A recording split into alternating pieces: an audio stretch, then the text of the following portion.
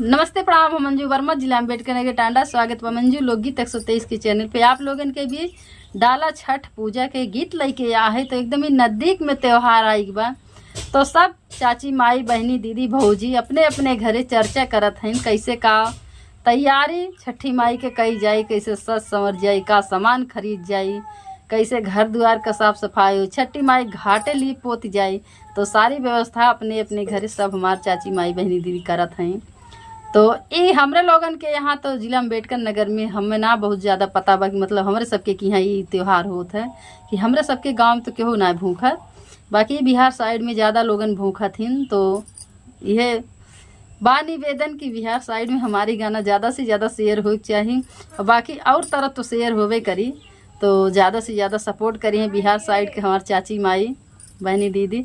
और कमेंट में ज़रूर बताई है कि हम कहाँ से बोलत है, कहाँ से गाना आपके देखत है, तो बहुत अच्छा लगी सुन के। तो ज़्यादा से ज़्यादा मंजू लोकगीत 123 के चैनल का सपोर्ट करी हैं। सभी दर्शक का राम राम, जय सिया राम। हम नीलम धुरिया, टांडा जिला अम्बेडकर नगर से। तो आए सुने। देती सासू सोने के घाइलावा, लिप जब छठी माई के घाट।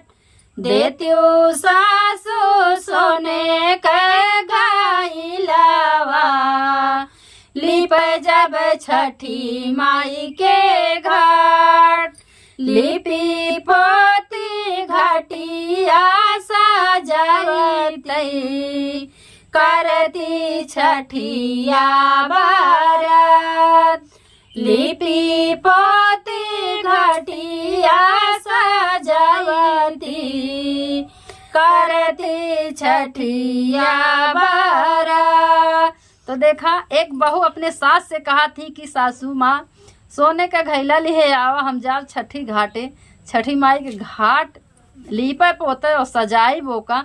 तो देखा, सास अपने बहू से कहा थी कि ए बहू कहाँ पैबू ये सारा सामान। तो आगे की लाइन में, कहाँ पैबू बहू सोने के घाइलावा, कहाँ वाली पे जईबू घाट।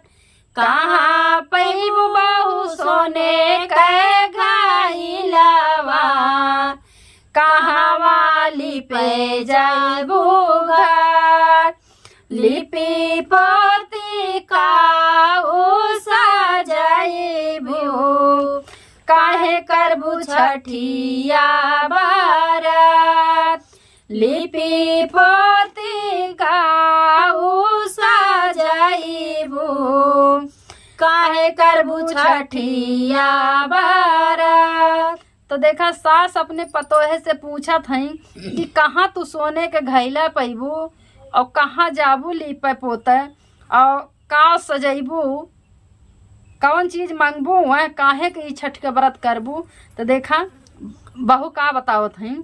सोनरा घर सासू सोने के घाइलावा, गंगा तीरे लिपब छठी घाट। सोनरा घर सासू सोने के घाइलावा, गंगा तीरे लिपब छठी घाट। लिपि पोती फुलावा सजाइबे, छठी माई दई है वरदान। लिपि पोती फुलावा सजाइबे, छठी माई दई है वरदान।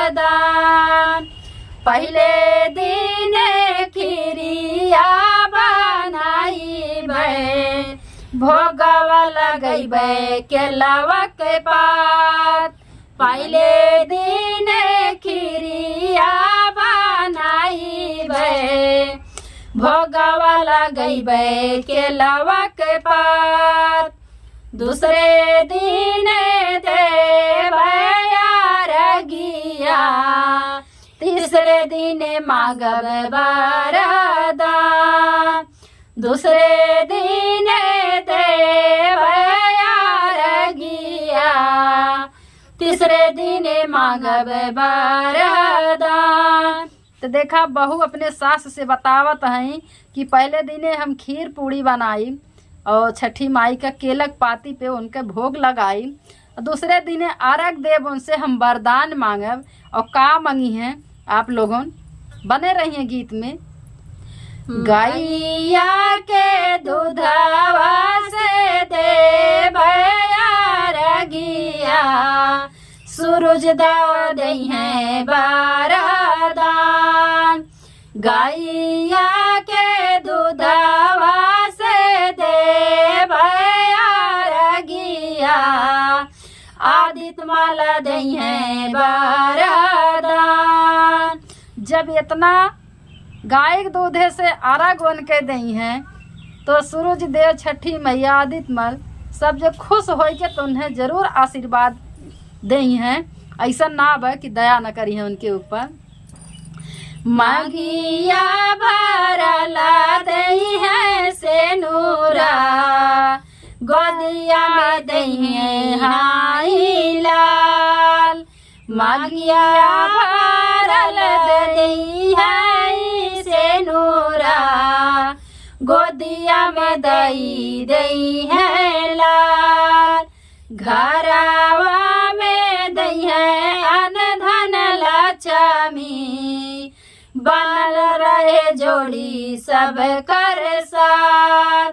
घरवा में दई है अन धन लक्ष्मी, बनल रहे जोड़ी सब कर साथ।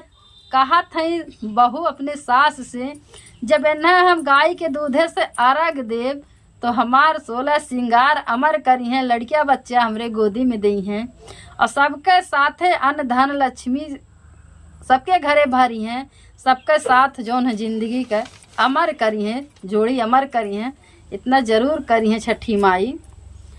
देत्यो सासु सोने के घाइलवा, लिप जब छठी माई के घाट। देत्यो सासु सोने के घाइलवा, लिप जब छठी माई के घाट। लिपि पोती घटिया सजवती, करती छठिया बरत।